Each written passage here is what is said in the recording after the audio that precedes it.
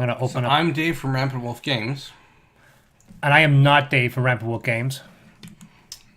And today we're going to be looking at our Kickstarter roundup for the week of... For the month of November. Yeah, pretty much, yeah, because we did miss quite a bit of November, so... So, how do we do this again? Recommended for you or everything? Oh, scroll down to games. Yeah. No, that was the wrong game. No, second games, D6, is D6 done? Yep. God damn it, I want to talk about that. Just so I can shit on Certifiable some more. Like, I didn't back it. You backed it? Mm-hmm. Why? You should know better after everything we've been through. Why would you do that? How dare you betray me? Leap of faith. Oh, God. Okay, so we are looking at... Everrain. We're looking at Kickstarter games, which I'm going to pleasantly stream in this little box right here so you can see it. And the first thing we're looking at is Claustrophobia 1643. Which is just a revamp of Claustrophobia. I did not hear that one either, but mother of effer, by God, as this thing... I didn't think you'd have big explosions. Why the hell has it got so much... It's a two-player game. It's a $1 million Kickstarter. It's a two-player game. Yeah, so. I own the original Claustrophobia, or the other Claustrophobia. It's in the room of boxes to sell. Because I can never play it. It's two people. One person is the dungeon master, the other person controls 4 heroes. Or something like that, I believe it is. It looks nice. Oh, yeah. Why would you control all the monsters, like all the players? Why wouldn't you have four players and a dungeon master? I don't know. I know the monsters look monstrous. Yeah, like, I'm pretty sure if you go up in somewhere, it'll say two-player game. If it's not, people are just going to freak out. War game 9 years ago. 2 players to battle underground tunnels. Really? Yep. Well, Warhammer 40K is a 2-player game, and people spend thousands of dollars on that. That's true. I mean, miniatures look nice, but look like Doom. And, oh wait, McTiles. Mm-hmm. Looks like a better version of Subterra. Why is this only 2 players? Right? It doesn't even make sense, but okay. Yeah, but $1 million. Okay. So what's the $79 US, so $100 Canadian? Yeah. That's not bad. Scroll down, though, to find the all-in, though, because I'm sure there must be an all-in. Yeah, core box. All gone. Claustrophobia for Asia. No, that's it. That's it. $79. That's a lot of game. That's a lot of game for $79. No wonder it's doing well. But it's got a limited print order, so there's still quite a few left for North America. Quite a few left for Europe. Asia, you're screwed. But wow. So that's nope, yeah, that's a pass for me. It's a hard pass for me. It's I'll have to go back and look at it. Awkward Guests, Who Murdered Mr. Walton. One of a kind 2 to 8 player deduction game with infinite replayability. Sounds like werewolf to me. What? Sounds like werewolf to me. Well, you have Dice Tower Seal of Excellence, which is interesting because I thought they didn't put seals on games on Kickstarter. Yeah. So maybe it's a re-release. Doesn't look like it. Innovative. I laugh when something says they're innovative. There was a whole thing. Shut Up and Sit Down had a whole joke. I think it was during the Gloomhaven one, or it's another review when someone said innovative, and there's like people called them up and it's like gave them contracts. You can't say innovative, like because it's just such a big pub word. But what 31 pounds, 31 euros. That's not that bad. Brilliant deck system will actively involve you in the investigation, allowing you to use genuine detective ability to solve each case. Get ready to use all your gumshoe skills. Will you be the first to solve the mystery? So, keep going. Scroll down. Scroll down? Yeah. My favorite deduction game ever.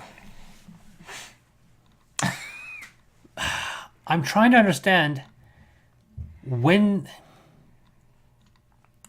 Like, seriously, when did he... Like, was this game reviewed once a long time ago and is being re-released? Because I'm trying to understand exactly how this whole system is working. God knows I'd ever go against my Lord Tom Vassal. 131,000. It just started. So it must be a re-release. I just don't know. Something can mention what's this a re-release. I am looking at eventually, because your internet's not the fastest in the world. It's 100. Yeah, it's still. February 25th, 2018. So yeah, this is a re-release. So that's why they got the Seal of Excellence. Okay. So funded in less than 30 minutes. Your goal was $8,000. That wasn't hard. Not a lot of production design. But okay. This could be a. I don't know how 2 players will play. Any game that goes to 8 players usually has a buggered up 2-player version. Sometimes there are exceptions. Yeah. I would wait for retail on this one. Yeah. Okay, so Tidal Blades. Oh wow, Tidal Blades has got to 19 hours to go, which means by the time this thing goes online, I'm not going to get this online before it ends, but it's going to pass probably 900,000. They jumped. They got almost 500,000 in just a week. Yep. I think it's because their last Kickstarter was to alter the art book, so it's like a full-fledged game book or something. Oh, solo mode unlocked. That's the newest one. But I backed it. I backed the Kickstarter version. He tells me I backed the Kickstarter version. You don't think there's enough game for the price? No. I don't think there's an experience there. That's my criteria for Kickstarter games now. There has to be an experience for me to pay that much money. Okay. And I don't feel like there's an experience there. I'm not feeling the love. No. I love the production design. I like it. Funny thing is, I haven't very few of these games. I look at it, I get a feel for it, the production value, and I just kind of feel my way. I close my eyes and back it.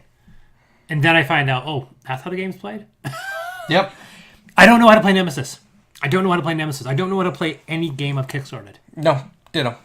I feel like I'm a bad person. I shouldn't be doing that. I shouldn't be backing games. I should see how they're played.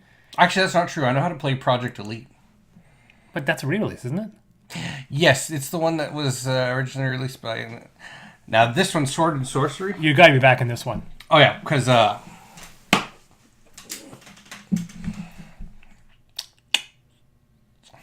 Why did you point at your laser tag collection? No kidding. Yeah. Yeah, no, I backed this one because, yeah, it's by the same company who did Galaxy Defenders. Same designers.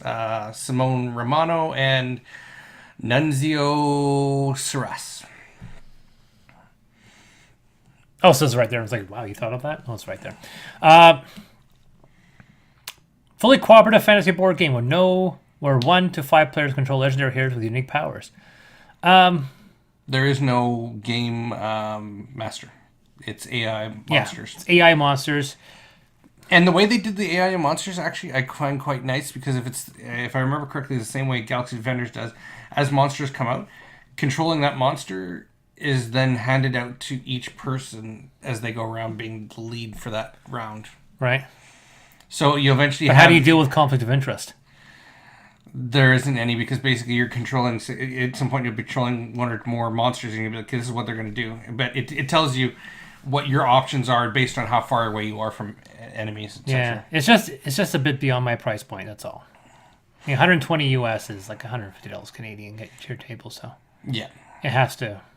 I mean, it looks great, but... Wow, it really... This game also has an interesting mechanism where you can eventually... if you die, you become a ghost and you actually replace your miniature with a ghost form miniature. One hell of a goal, though. 196,000, that's $200,000 plus goal. Yep. That's nuts. So yeah, Sword and Sorcery, you backed it, I didn't. Ancient Chronicles. Not even... $175,000 for this game called Volfarian. Competitive deck building game for 2 players set in a wonderful world of Mysthea. Have you heard of Mysthea? Nope. You've not heard of Mysthea? Nope. How could you not heard of Mysthea? It's the newest, greatest thing. It sounds like it's mist. Like No, in it's Myst. not. It's Miss Thea. I can't believe you haven't heard of I this. know, right? First of all, Miss Thea is amazing. You know what it's about? No. I don't either. I'm making that up. I I have know. no idea what Miss Thea I knew you is. didn't. I was trying to see how long I can string it. So, if I don't know what Miss Thea is, then everything you just said, a competitive deck building game for 2 players, has got nothing for me. Yeah. Because how are you going to make? Yeah, see, a competitive deck let me. building Oh, game- let me guess. It's you get 10 cards. So you get 8 of one card and 2 of the other, and you all get turns buying stuff from a 5-card flop. You don't say, oh. Well, it can't be that expensive. I don't. What is the deal with this? The miniature? I don't know. There is no. It's just literally 120. Yeah. It's a 18. Hey, it's not like we don't know somebody else who's designing a game that just wants to have a useless miniature in the game. Yeah, but wow, look at that. 109. That was their kind of get one of these. No-brainer pledge. Did you see that? That's what it's called. The no-brainer pledge. Yeah. Just a card game, no frills, wholesale price, only on Kickstarter. Color blind friendly. It's all right. You got to say more other than Card game plus miniature? Like what? just it's 2-player deck builder, and then we look at our amazing miniature. Yeah. Just No. I don't want to shit on all these games. I'm sure. I mean, obviously I didn't shit on all of them because there's people I liked. Artipia Games. It feels like I should know who they are. Artipia Games, the card drafting game when you're making a space station. And they have that. I have two games. When you're making a space station. Yeah, you're usually making a space station that's the best space station, and use card drafting. And now someone's going to be screaming out the name, and I can't remember what it is. No. I have that one. I have the game that's set in the same universe. I also know they did the cooperative real-time strategy food game that pisses me off so much. Yeah. But yeah, And then click that. so this is I don't remember what is this? It's just a promotion. Well, there you go. There are the games. Pursuit of Happiness, Kitchen Rush is the game I was talking about. This is like just a promotion stuff for them. This is their Kickstarter? I don't know. Not everyone loves board games, so Yeah, a fair, a robbery, and a promo pack. Huh. Okay. But that's them. Let's just open up that one thing. Never mind. But yeah, I don't know what that is. Going in next. Pipeline. Capstone games for this pipeline. I've heard someone I know. Spatial awareness strategy game from designer Ryan Courtney and artwork by Ian O'Toole. 102,000. That's pretty good. $26,000 goal. 2 to 4 players, 120 minutes. That's a lot of. Wow. A lot of blah. Sorry. There's not a lot. Is there a theme on this game? Oh god, it's the cubes. It's the cubes again. It's Attack of the Cubes. Oh, lay off the cubes already. At least. You know what this is? This is a game off the internet because this is a series of cubes. Yeah. At least they're showing the game. Yeah, it's just not grabbing me. I'm trying to figure. Yeah. Like I've said, my biggest thing now that I've come to is that Kickstarter games need to provide me experience. That looks like an experience I could get for $2 for an app out of an app. Yeah, it's just there's not. I want to say the word. There's not a lot of dimension to this game. Yeah. Substance. Mine was more artistic. Welcome to Dino World, a dinosaur-themed roll and write. Okay, can I say something honestly? Rolling right? Fuck roll and write.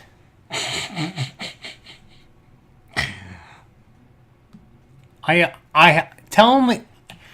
I don't even know. Vassal was talking about this recently. He was talking about the fact that this is a giant saturated market, that everyone's doing roll and writes now. There have been more roll and writes released this year than any previous year, and they are saturating the market.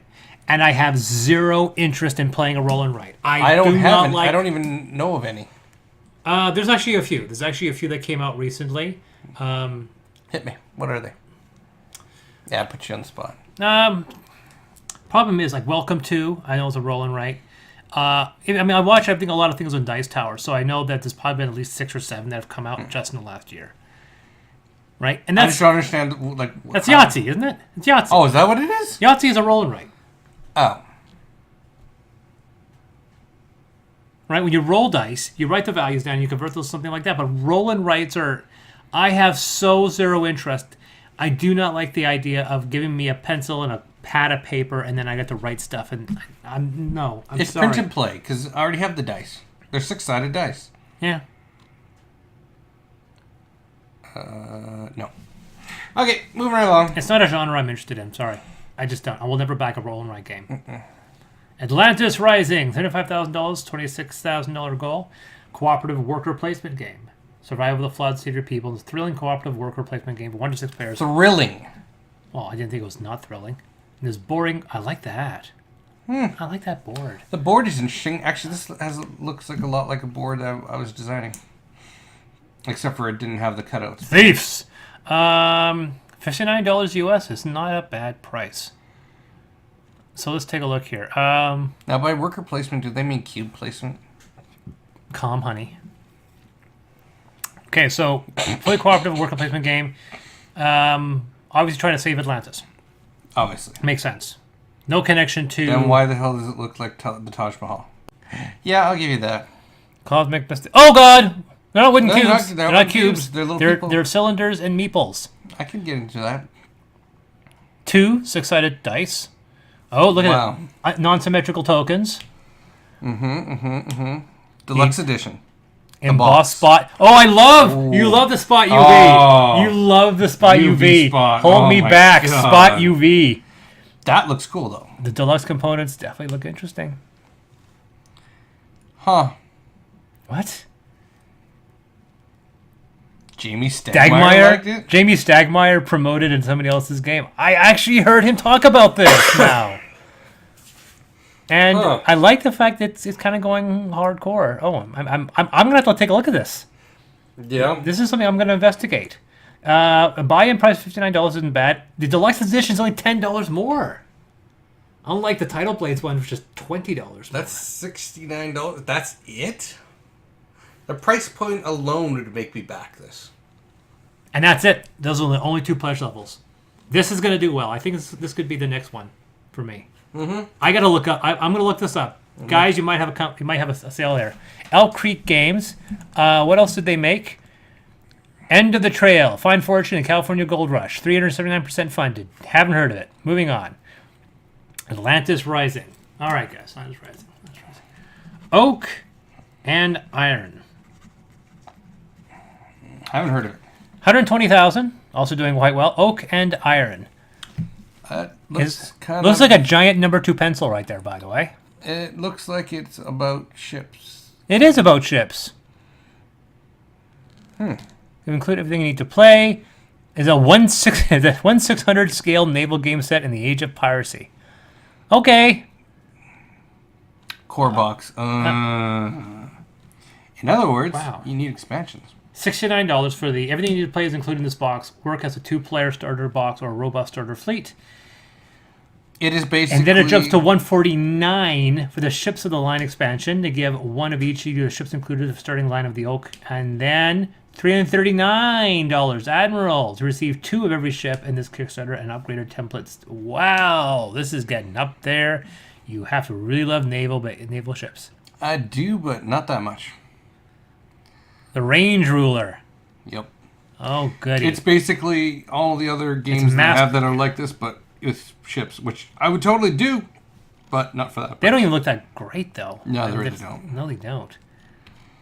Yeah, this is not... If you really wanted to grab me, you'd have to have, like, the HMS St. Lawrence, and I'd be like, bye. Yeah.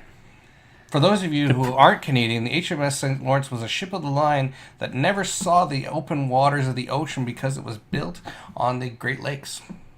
And it single-handedly told the Americans, don't go to war, because it had the most guns they had ever seen on a ship. It's true. True story. Dun, dun, dun, dun. The more you know, knowledge is power. Yep. No, it actually had a very sad thing. Its presence made the Americans back down because it had sheer that much firepower. It never fired a single shot. Oddly enough, the biggest guns don't get shot. No. But unfortunately, the Big Bertha, which was this giant cannon, it's the size of a car. Yeah. I think it's on Edinburgh Bridge. Yeah. Only got fired through theatrics just to show off. Yeah. The famous story is that the largest trebuchet ever built Yeah. was called the Warhound, and it was brought up in pieces by King Edward to lay siege against, I think, Stirling Castle. I'm going to say Stirling Castle, Castle Stirling, not Edinburgh. It might have been Stirling. I'm going to kill myself if I get this wrong. But they're like 70 kilometers apart from each other. And the guys inside the castle took one look at the war, because they had 12 horse carts to drag this freaking thing up. Mm-hmm.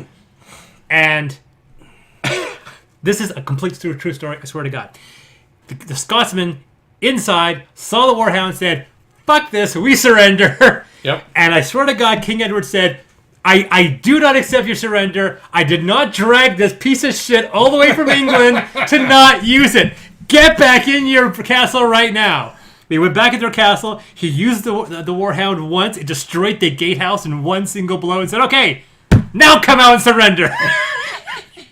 But I love it. He said, literally, I did not drag this thing all the way from London to not use it. This is an absolute true story. Well, true story with the HMS St. Lawrence. So, in order for the end of the war to end between Canada and the States, back in the 1812, this is a long time ago. Yeah.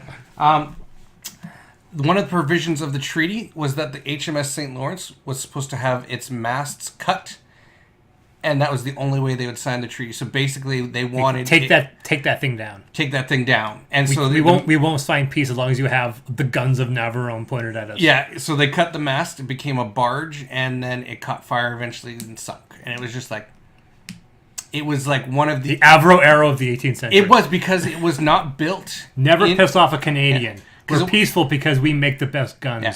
Because it wasn't the British that built it. It was built with Canadian wood on the lakes and never saw the ocean. That's awesome. Yeah. The perfect moment. Manipulate the past to change the future. Isn't that every type of time travel story? This game is by a guy, free plug. It is Jason Tagmeyer. He is the mind behind the game I've talked about before, which is Sprawlopolis. It's that little game that you can... It's basically like SimCity, but in a small little... It's a very low price point, but he makes very good games. Really? Yeah. He's made a lot of games. Mm-hmm. It's weird. You think his games would get more traction if he's gotten such a history behind them. But obviously, it must be a small game. I mean, it is. It's $10. It's $10. Yeah, it's $10. $10. Okay, that's okay. I mean, you could back it for $10 and just be like, eh. Yeah, literally. Yeah. That's like an expansion. That's one miniature. Yeah. Reavers of Midgard. Yeah. Single worker placement die. Okay, it's a single worker placement die placement game. Yep. Set in the Champions of Midgard universe. Correct. Tom hit the nail on the head there. Do we need to have a Midgard universe? No. We really don't. Grey Fox Games, they've released, not made, I'd say they've released good games, but I find there's certain things that they do that I don't agree with. Yeah. $69 for a Kickstarter version of this, including all unlocked stretch goals. It's a sailing one. I like the player boards. You get to have little player boards. That's kind of cool. Oh my God, look at the dice. Yeah. Raven dice, you have Drassel dice, and Berserker dice. Oh my God, it's adorable. Why are you not excited? Because they're the minds behind Champions of Midgard, and they... Do you not like Champions of Midgard? They're the company that had their shit in retail before we got our copies. Okay. And well, they cost $330,000, and we were not given any type of. Oh well, it was just kind of like, this is what it is. It's like deep madness. Second a cooperative game of sci-fi survival horror of 1 to 6 players, inspired by Lovecraft's work. You don't say. You know what? We don't see enough Lovecraft. Nope. We need more Lovecraft. More Lovecraft. Yeah. You know what? There's gonna be a list of public domain, and I'm gonna look through and go, all of these things are public domain. Why are you not tapping it? Like, do you know what's public domain? What? Tarzan. Mm-hmm. We don't have. There's no Tarzan board game. You know who you should do? What? What you should do, sir, is you should message Chaz Marler, because he's done a video like this, and yeah, he has lots of good information on public IPs that. You know what else? Public IP? John Carter. I would pay for a John Carter board game. I don't know who that is. Oh, yes. Disney okay, made the Mars guy, right? the Mars guy, John Carter of Yeah, Mars. yeah. Make a Princess of Mars board game. I will back that. Did you say Princess of Mars? Well, that's the name of the original novel. Oh, okay, good times. Yeah. I thought you were calling John Carter Princess of Mars. I was like, no, it's no. John Carter, oddly enough. What else has he also been in recently that John Carter, he was... The actor? No, they've used him for something else recently. Was it Supergirl? No. Or was it Flash? No. There's other people that kind of play with the name. But No, they've used John Carter. But John Carter is part of the Tarzan universe, written by Edgar Rice Burroughs, which means he predates most of these superheroes' IPs by about 100 Yeah, no, years. they used him. It was, I mean, it's part Legends of DC. If they do, then it's been out of my hand because I don't watch the DC Yeah. TV. But yeah, if this Deep Madness was a sci-fi survival horror game that wasn't inspired by Lovecraft, I'd be more interested. I'm interested because it's 1-6. 600,000 though. That is crazy. Well, It's 'cause crazy. of course, it's got Cthulhu. Yeah, but I don't know why. yeah, you're liking it because it actually is actually going up to 6 players, which is kind of rare. Holy crap! Eat a dick. I am not spending this much money on your game. How much? The $359 all-in pledge. That's why I didn't back this one. $50 shipment charge. Okay, Deep Tears returning backer only. So this is the new item, backer rate. $75 crawling core, one Deep Madness core game. So it's $75 for just a core game. Then $120. Okay. $354 is the all-in. Nope. Not for You that. had me for that, but no. This is a miniature 4 game. No. Catacombs, playmats, no. But they're doing 92,000. Anyway. Project Elite, here you go. 3 days to go with Project Elite. It is crossing. It's going to hit 600,000 by the end of it. It isn't doing better is because there's a lot of pissed off previous backers. Why? Because it was done by... I can't remember the company that did it. It's the other name here on the box, but I don't know what it is. It's by Simon now. No, but it's That's Artipia. We just saw them. Oh, that's why. Artipia, that's why I knew the name. So they originally did a Kickstarter. It was supposed to have all these expansions and miniatures. Basically, they took the money and ran. They gave people the core box.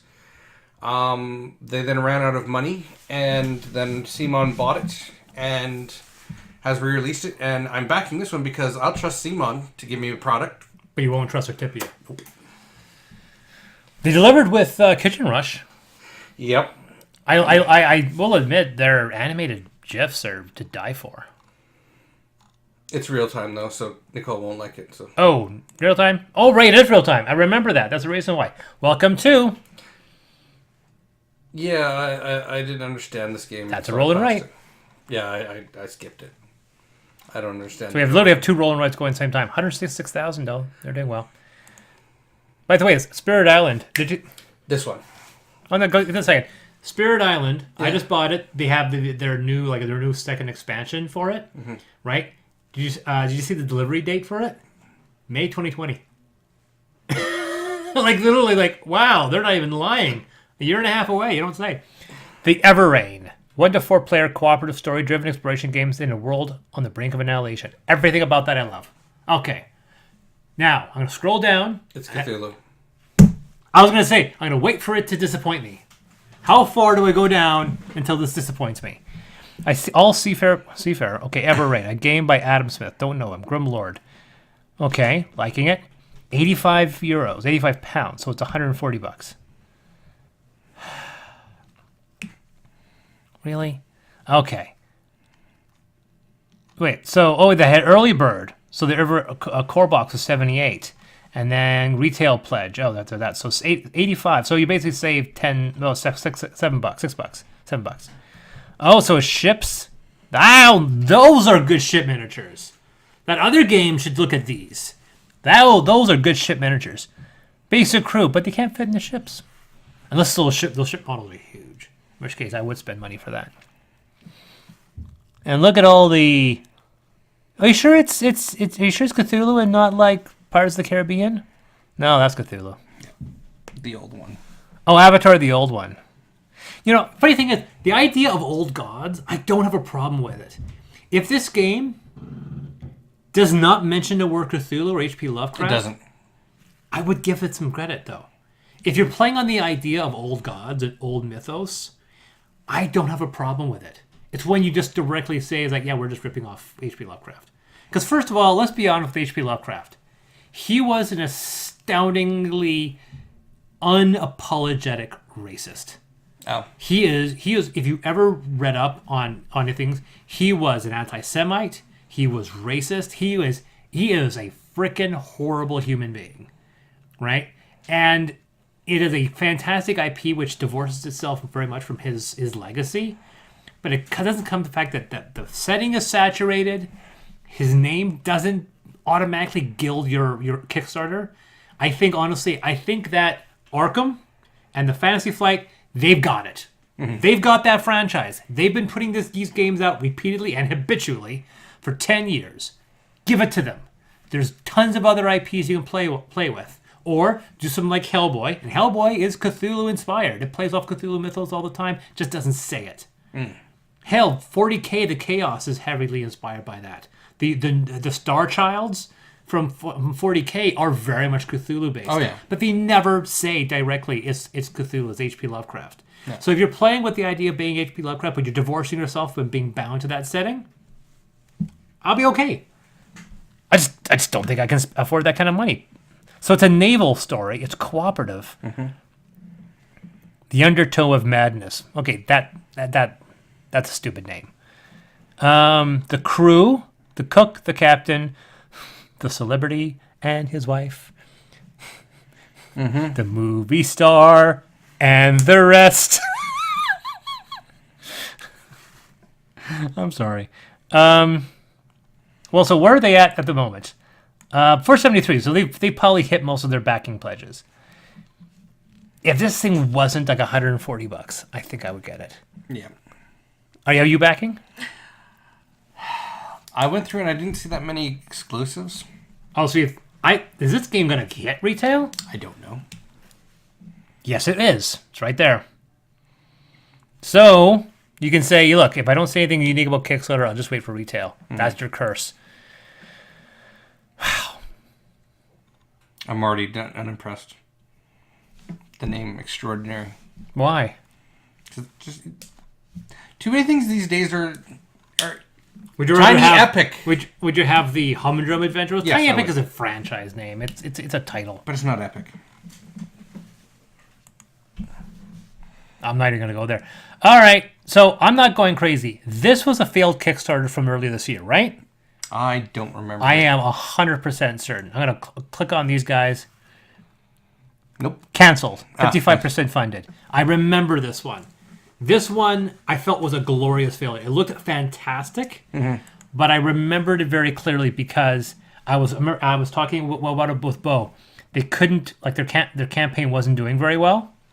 I think it was because at the time they just had they had two pledge levels, 95 euros, which is almost $180, and then the all-in pledge was 220 euros, which is nuts. That's like $500, right? And but I mean, we've seen Legend Kingdom Death Monster for like $1,000. Yeah. So this new one, which crossed its threshold by a large degree, Classic Edition pledge, core box without minis and all stretch goals, which they didn't offer before. Then they have the Deluxe Edition, which was the same as the other edition, just a few dollars less. And that's it. No all-in pledge. Right? Because I think the all-in pledges are scaring people. Yeah. I think the all-in pledge for $400 is actually turning people off. I should get I want the whole game for $100. Don't tell me. Don't do all-in. They don't want an all-in pledge. They want people to be able to add it in the pledge manager later. That seems much and worse. Then be like, holy shit, how much money did I just spend on this game? Simon built the system. Use the system, guys. Yeah. I will say you're 100% goddamn right. That's how they're doing it now. That's how Nemesis scored another $60 for me. God damn it. Simon consistently milks another $100 to $200 out of me in the pledge manager after the game. It comes to a point that with my next, if I do a board game, is like we're not going to do an all-in pledge. Do everything in post. Optional add-ons. Optional add-ons. Yeah. because that's how you do it. Because you notice these pledge levels, all these guys are now 2, 3 pledge levels tops. They're not doing the 8, 9 different pledge levels anymore. Yeah, no, and they'll say just add on the extra. Add it on pledge level, absolutely. Yeah. 400,000, 13 days to go. Yeah. That's incredibly educational. 130,000 for Skull Hollow, an asymmetric 2-player game. You lost me. But look at those wooden meeples. Yeah, but it's 2-player. Who cares? You and your wife can actually game on your own. You don't have to have friends. But we have friends. Look at the artwork, though. Yeah. Come on, man. Skull Hollow. I'm already growing an extra game player. He's 9 months old. It's going to be a couple years before he can play. I know. The artwork looks great. But that's what you do. 130,000. What's the buy-in? $39. What? $39? It's like $45. Actually, Canadian $12. You're looking at $60 to get this game. You look at that price. Go, oh, only $39. It's like $60 Canadian. Oh, never mind. Yep. But what's this? What do you have next? Anytime. Okay. City of Big Shoulders. That's the stupidest name for a game ever. And it looks horrible. 69,000. They haven't made their goal. It looks bland. That looks very, very bland. But City of the Big Shoulders? That's not even a proper sentence, guys. Euro-style resource management and worker placement game with a unique 18XX. How many X's do you need? The hell's 18XX? I've actually seen this mentioned a couple times. What is it? I don't know. But there's actually been a couple videos that they're claiming to be 18XX.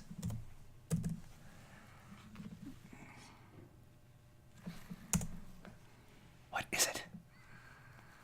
Generic term for recreate the building of railroad corporations. Oh, 18XX. It's 19th century gaming. Oh, okay. Nope. The Deck of Silly Things. Well, I gotta get this. The Deck of Silly Things. Yeah, no. Boots made for walking. Wondrous item rare. I have to admit that's funny. Yeah, but it's Munchkin, basically, right? Yeah, it almost seemed like it, yeah. What's next? Dungeon Universalis. A dungeon crawler. I think I've heard of... Wasn't there something else that was something Universalis? Okay, this was not made by anybody in America. Who writes this way? A dungeon crawler board game for 1 to 6 players. New sentence. The game includes several game modes. A new sentence. An innovative game system. Nobody writes that way. No. It's called translation. A dungeon crawler board game for 1 to 6 players, which includes several game modes in an innovative game system. It's not rocket science, people. Funded in 20 minutes. Okay. 800 cards. Jesus. That's a lot. The miniature looks interesting. Do you like classic dungeon crawlers? Fed up with far too complex dungeon crawlers that have no replayability at all? Tired of games which are predictable and have limited options? Sad about those miniatures left on the shelf that you can never use? Fed up with playing it? Oh my god! Fed up with bad grammar!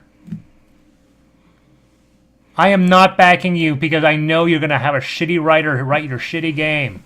I'm done. Scroll down. No. Okay. Keep going. Sorry, if they can't, holy crap! If you can't write your campaign this way, how can I trust your rule system will be easy to learn? Holy crap! That game's huge. 140 euros.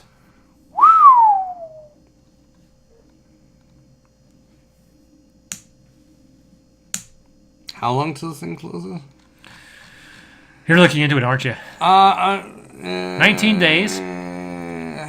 85 euros for the Dungeon Universalis, and then 145 for the Lord of Dun Wave 3, store package, and then goes on from there.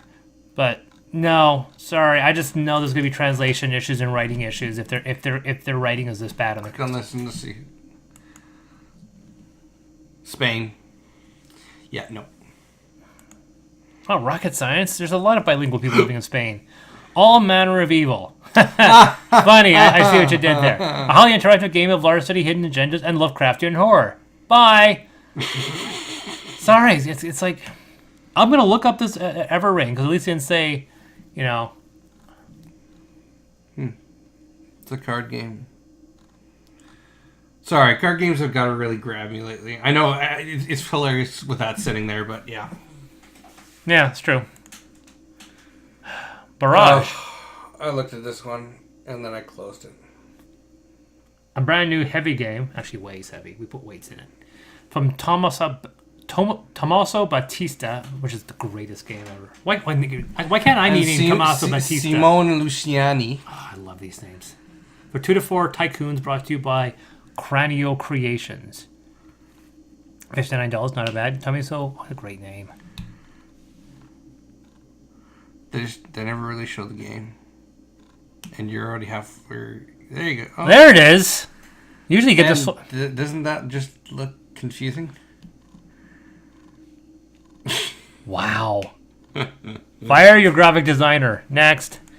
Here it is. Spirit Island. Where are they at? $840,000. A $64,000 goal. Wow. Yeah. Delivery date, May of 2020. They're not lying anymore. Wow.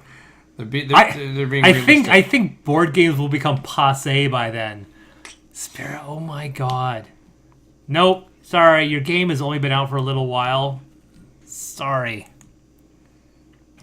Canatars and Filatars, miniatures and cards. For D&D 5e. Okay, we'll skip that one because I don't...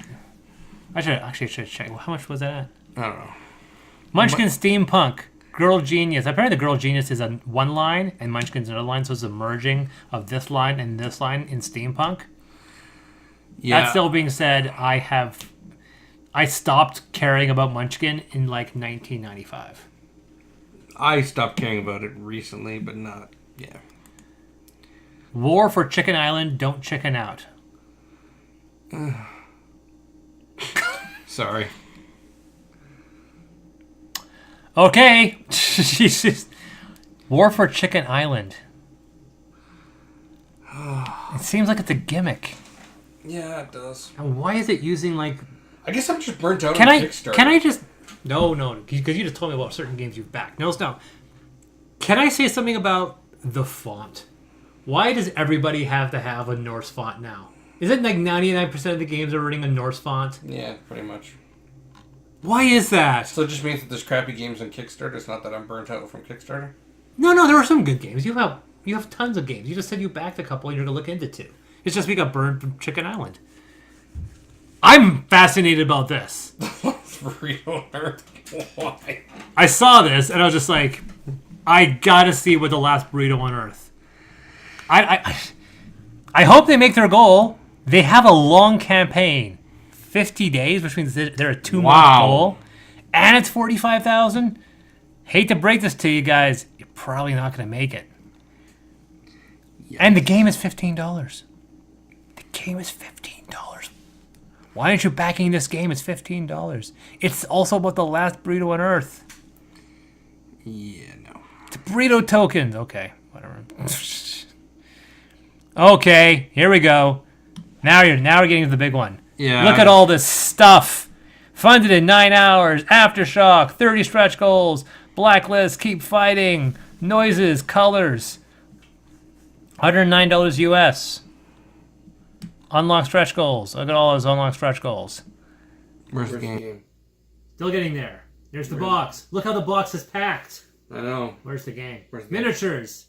Oh, this is an arena one. That's right. That's why I didn't back this one. It's literally it's an arena one. No, I don't do arena games. You're backing Tidal Blades. What? Tidal Blades is an arena combat game. It is?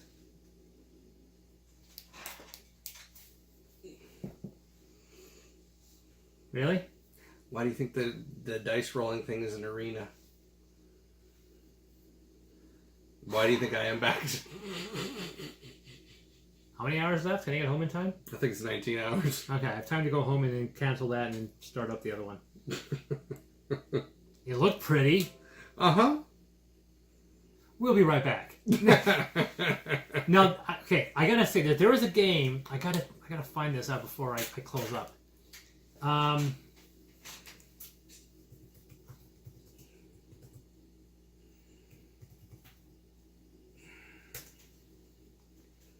There was a story about this one.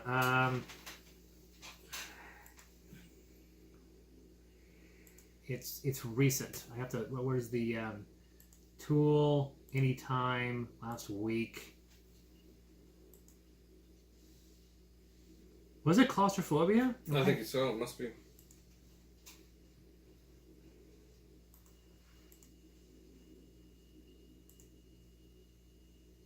Yeah. Fastest Kickstarter in history. Look at the goal.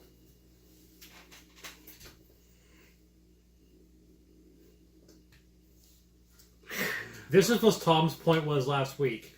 Tom's point was stop pretending. Yeah. This is not a support a aspiring company Kickstarter. This company has already made this game. Mm-hmm. It's in print. They're just looking for pre-orders. They put a $104 goal so they can say that this was the fastest Kickstarter. That's Canadian. No, it was one game. It's 75. It was one game. The moment somebody made one game, the game backed. Yep. Eat a dick. I am so annoyed at this. Yep. It's the same. I thought I recognized. These are the same guys who did Conan. I would never back this game. Like Conan the board game. What was your issue with the Conan the board game again? It just isn't fun. And it's horribly expensive. How much was it? Did you buy it? No. I played it at our FLGS. And he didn't name. I didn't. Because they're not giving me any money. But yeah, they did Conan. Well, no one's giving you any money. Yeah. So and Mythic Battles, Pantheon. Oh, they did the Batman game. Yep. I heard they mentioned that. Yep. And I didn't want to back that either. Yep. And there's Conan. And there's Conan. So just too damn expensive. Yep. And they're miniatures companies, basically. No kidding. Wow. So I think the two winners would be Atlantis Rising and Everrain. Yeah. And I gotta go home and cancel my backing of Tidal Blades. I did not know it was an arena game. And this is my point. I really, really, really should bridge these games. Yep. Because I would have gotten Tidal Blades to like, oh. Yep. Well, I was talking with Ken about this one. I said, for the price point, there is not enough game there. It's an arena combat game. What do you do? You want me to drop $104 US for an arena combat game that, while the components are pretty, so pretty, it doesn't matter because there's no game. So I think our winners were Everrain and Atlantis Rising. Yes. I'm going to check on those games tonight. We'll see if they're good. So this has been it. I'm going to try to get this up within 24 hours. I have been Chris. And I've been Dave. And remember, the rules don't matter. Play the game how you want to play it, or back the games you want to back. Excuse me, I have to go cancel my Tidal Blades. I should talk to you. Tell me what games to back. I want to like Tidal Blades. It looks funny. Like, don't. It's arena. Okay.